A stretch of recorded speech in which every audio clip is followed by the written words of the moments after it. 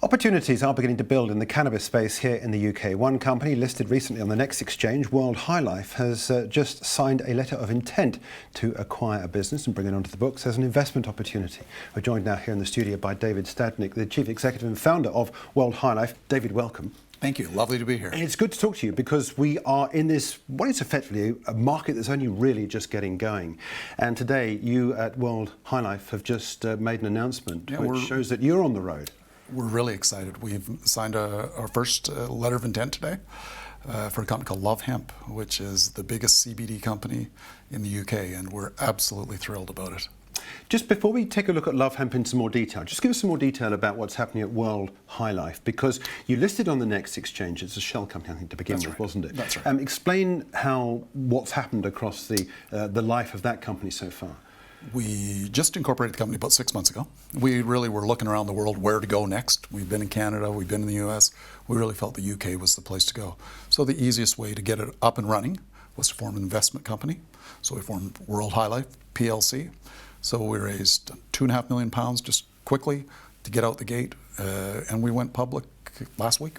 And to what degree is this a continuation of what you've been doing in North America? Well, we've been doing. So I started probably one of the first cannabis companies in Canada called the Supreme Cannabis Company. How long ago was that? That was 2013. It's become a great success. So we parlayed that. We raised hundreds of millions in that deal. Very successful. One of the biggest companies in Canada. We went on into the U.S. market. We started a company called Friday Night, now 1933 Industries, which has become very successful in the cannabis and the CBD space throughout the U.S. That's really blossomed. The U.S. market's done really well. It's mature, though. The mature market, the U.S. still got some legs in it. The Canadian market is very mature. So we started that 2013. We've been working on them since, raising money for them. But we're really excited to be here. This is the new frontier, so we're happy to be here. Absolutely. This side of the Atlantic, and of course from the UK, presumably you have your eyes on the rest of Europe as well, do you? Absolutely. What opportunities do you see developing here? You've bought this Love Hemp here. Let's take a look first of all at some of what you believe to be the potential of this market, because I think this is, what, a £15 million deal? It's £9 million acquisition. Beg your pardon. Our market cap is about 15 million, roughly now. So that's a small market cap for a beginning company. You know, let's say Supreme is 500 million. So we're 15 million. We got kind of all the upside. I think, honestly, I've kissed frogs. I've gone all over the world and I've looked at companies. Everyone's going to be great. We're going to do this. We're going to do that. Love Hemp has done it. Two young guys, 5 years ago, started the company, 2015, and with nothing. They started with £3,500 and they built it up. They're doing, next year they spend £5 or £6 million. So they're a major force in this market. The European market is great. I really believe that Love Hemp can be the biggest CBD company in the world. I love the name, I love the people, I love their vision. They did it here. There's no reason why it can't be the biggest in the world. Are you getting involved with the actual on-the-ground work with the company? No, I will not be. You know what, and I'm the money guy. And I like to bring in people. I like to start companies. I will be on the board. I'll raise money. That's my area of expertise. And we acquire companies. When you acquire the company, you bring in the management. So, Tony Calamata and Tom, they're the guys that started it. They are management. They run the operation. They've got a great team. They know what they're doing. And are they committed to this operation that you set up and they're going to continue working? Absolutely. They're involved for several years. They're big shareholders in the company. I got to tell you, I'm so proud of these guys. You know what? They're guys that came from Croydon, start out with nothing, and they are. It's so good to hear that they're doing well. They're a success story. Talk to us a little bit about what it is they are doing, because this is not a name I recognised initially, but when I was pointed towards it, I can see now that they are in stores. You go to Sainsbury, you go to Tesco, you got all the Love Hemp line is all over. They got water, they got edibles, they got topicals. They have like 70 SKUs. So you go talk to most people, and now you'll know when you go to these stores, you'll see that Love Hemp it's the most common name in the country. When we go into a place, we want to buy an anchor, and this is an anchor. This is, I've moved here now. I love my place. I love London. Right. So, and these guys, it's nice to have an anchor, nice to have a product that it's all over the place, and going to be even more so. Yeah. Now this is a market which, as I said, is only just getting going. I think you do have one other competitor in the market, don't you? How do you see the competition beginning to build? You know, we met a lot of people, a lot of companies, and there's some really good companies here, but it's early. We think we got the best one. Love Hemp is kind of middle of the road. They're in the middle of the market, which allows us to get bigger sales. Now, there's some other companies that we looked at that were the very top of the pinnacle that would just be, say, in Harrods or in Selfridges. That's the one you say. Right, yeah. So they're at the higher end. We're not. We're kind of in the middle of the road. And those companies are all just starting out. There's so many here that are starting out and are trying to get like where Love Hemp is. So this includes CBD oil, doesn't it, Yep. amongst the products? But it is nothing to do with medicinal, is that correct? No. That's licensed in a separate thing. I think that market has got a long way to go here. It's not even the medical side. There's been very few prescriptions handed out. It's still early days for that, and we're not really looking at that side of the market. We've done it. We've done medical in Canada. All my partners, medical cannabis. When we started out, that was big there. It's still got a ways to go.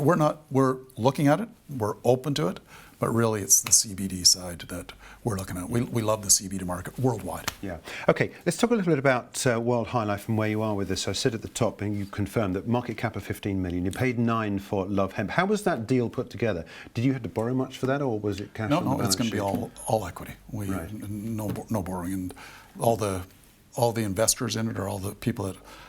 Most money's from Canada. All the people that in medical cannabis that have made money there. Their belief is that this is the next market. So we've raised all the money privately. We haven't. Is that the way you normally do business? I mean, if you were to see another company which you would bring into the stable of businesses you want to invest in through World High Life, do you normally deal and get business that way, or would you find other ways of getting money on the balance sheet to do it, debt or equity? We'll look at debt. As a matter of fact, we're doing a finance now. It's convertible. It's a convertible debenture, so that's £5 million. So it's convert, but most people will convert it into equity. So they get their 10%, but they also convert it if the stock goes up. So you kind of get your cake and eat it too. But up until now, we've raised all equity. Most of the money is raised through equity, and in Canada, the convertible debentures have been a very successful vehicle.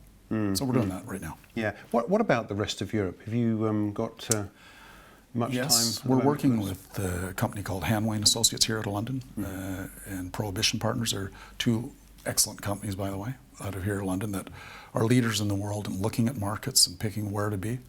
So they're looking at markets for us right now. By the way, Love Hemp is in Holland right now. I think they're in 200 stores. Right.